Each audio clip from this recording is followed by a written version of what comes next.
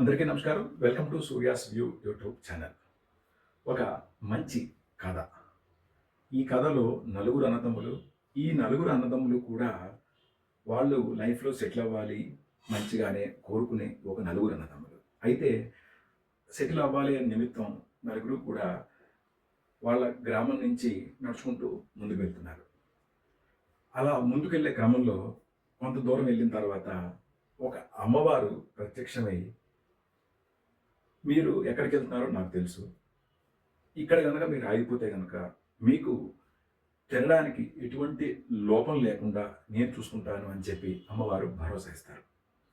అయితే ఆ నలుగురు తర్జన భర్జన పడతారు. దాంట్లో చివరివాడు చిన్న తమ్ముడు, నేను ఇక ముందుకు రాను. నేను ఇక్కడే ఆగిపోతాను. ఎందుకంటే అమ్మవారు మనకి ఇబ్బంది లేకుండా అన్నమైతే పెడుతుంది కాబట్టి నేను ఇక్కడే ఉండిపోతాను. మిగతా ముగ్గురు తమ్ముడిని తిడతారు. ఏమనంటే, ఈ పాటి తిండి నీకు మన ఊళ్ళో ఉన్న దొరికేది, ఎందుకు ఆగిపోతున్నావు అనగానే తమ్ముడు నేను ఇక్కడే ఉండిపోతానని చెప్పి ఉండిపోతాడు. తమ్ముడు తిట్టుకుంటూ ఈ ముగ్గురు అన్నలు ముందుకు వెళ్తుంటారు. కొంచెం దూరం వెళ్ళగానే మళ్ళీ అమ్మవారు ప్రత్యక్షమవుతారు. మళ్ళీ అమ్మవారు ప్రత్యక్షమై అక్కడ నీకు ధనం ఇస్తా, కీర్తినిస్తా ఇక్కడ ఆగిపోతే అని అమ్మవారు ఆ ముగ్గురికి చెప్తారు. అయితే ఆ ముగ్గురులో చిన్నవాడు అంటే మూడోవాడు ఆగిపోతాడు. వాడేమంటాడంటే, అన్న నేను ఇక్కడ ఆగిపోతా, నాకు ధనం కీర్తి చాలు అని చెప్పి ఆగిపోతాడు.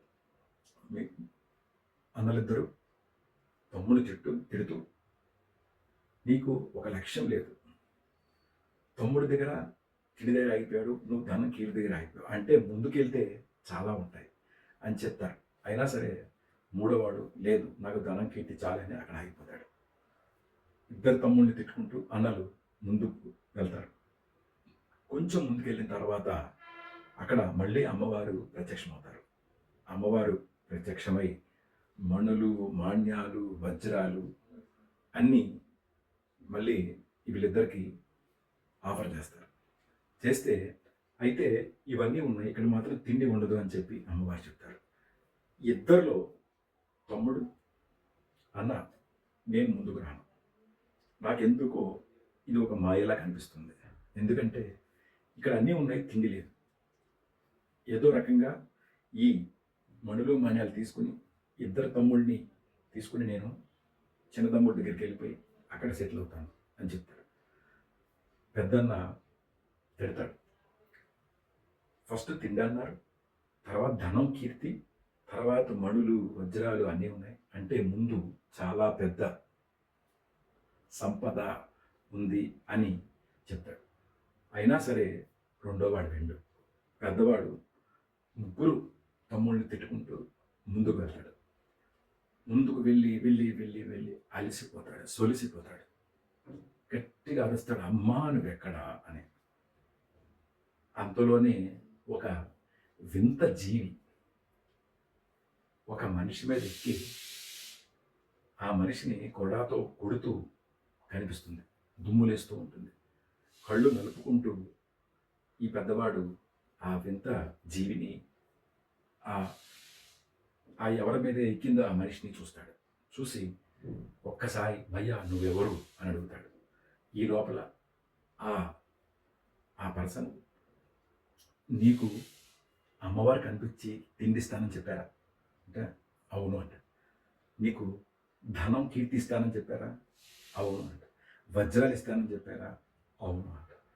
అయినా సరే నువ్వు అడగకుండా ఇంత దూరం వచ్చావంటే కనుక నువ్వు అత్యాసపరుడివి అనగానే ఒక్కసారి అవును అంటాడు. అవును అనగానే ఆ వింత జీవి అతన్ని వదిలేసి ఇతని మీదకి ఎక్కుతుంది. ఇతని మీదకి ఎక్కి మళ్ళీ ఇతర కొట్టడం స్టార్ట్ చేస్తుంది.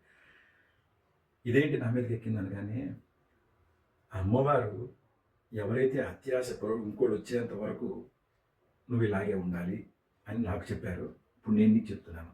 ఇంకొక అత్యాస జీవి వచ్చేంత వరకు నువ్వు ఈ వింత జీవి చేతిలో ఇలా దెబ్బలు తినాల్సిందే. అంటే మీకు అర్థం ఏంటంటే, ఆశ అనేది ఒక వింత జీవి, ఒక వింత వ్యాధి.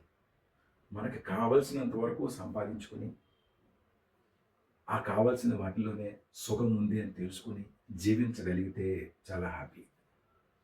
అత్యాశ అనేది మనిషికి చేటు. హోప్ నా కథ మీకు నచ్చినట్టుగా భావిస్తాను. దయచేసి మీ కామెంట్స్ నాకు తెలియజేయండి. మరిన్ని వీడియోలకి నాకు ఉపయోగం కలుగుతుంది. Thank you so much. Survey జనా సుఖినో భవంతు.